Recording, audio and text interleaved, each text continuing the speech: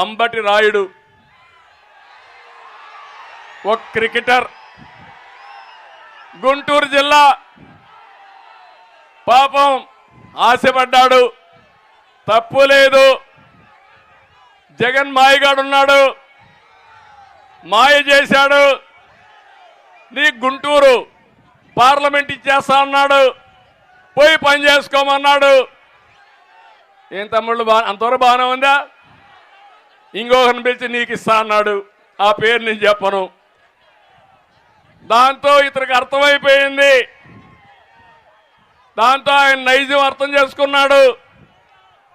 వచ్చే ఎన్నికల్లో YCP clean bowled అని అనుకొని అక్కడి నుంచి ఫీల్డ్ లేక్ ఎంటర్ కాక మునిపే పారిపోయాడు. అవునా కాదా?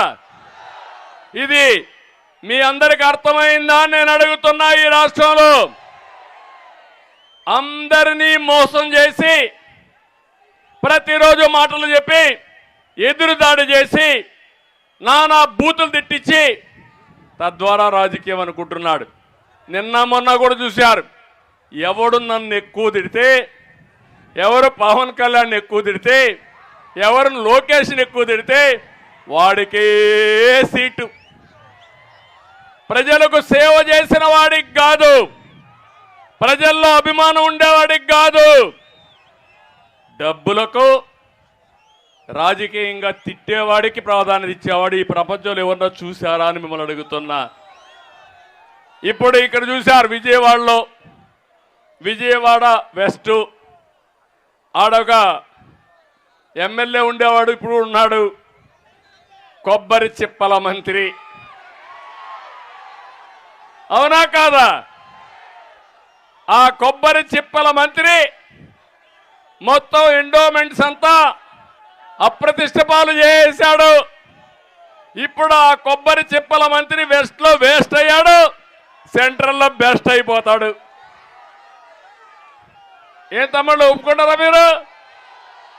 అక్కడ వేస్ట్, ఇక్కడ బెస్ట్. ఎక్కడ ఎవడు చెప్పాడు జగన్ నీకు ఇవన్నీ?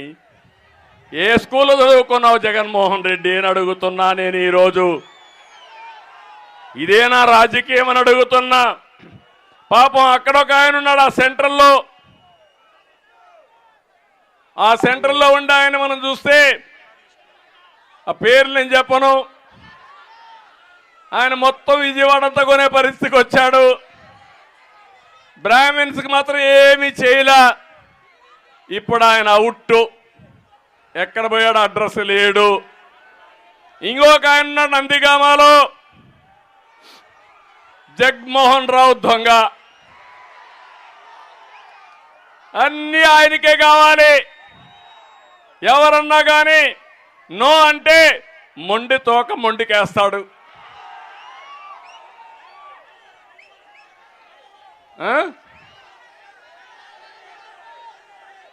మణివరం వస్తా ఓకే. అలాంటి వ్యక్తి ఆయన. అంటే ఆయన తమ్ముడు చూస్తే అరాచకాలకు అంతే లేదు. ఇంకో పక్క జగ్గాయిపేటలో ఉండే ఆయన, ఇంకా ఆయన చెప్పక్కర్లేదు, కడాన కొడుకే డ్రగ్స్ రవాణాలో పట్టుబడే పరిస్థితికి వచ్చాడు. ఇంకో పక్క మైలవరం గురించి నేను మాట్లాడాల్సిన అవసరం లేదు. ఇక్కడికి వచ్చినప్పుడు తిరువూరులో రక్షణ నిధి కాదు, భక్షణ నిధి,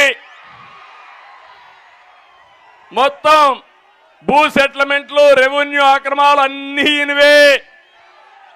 ఏం తమ్ముళ్ళు వీళ్ళ ప్రజాప్రతినిధులు అడుగుతున్నా మిమ్మల్ని అందరినీ, ఎవరు తయారు చేశారు వీళ్ళని?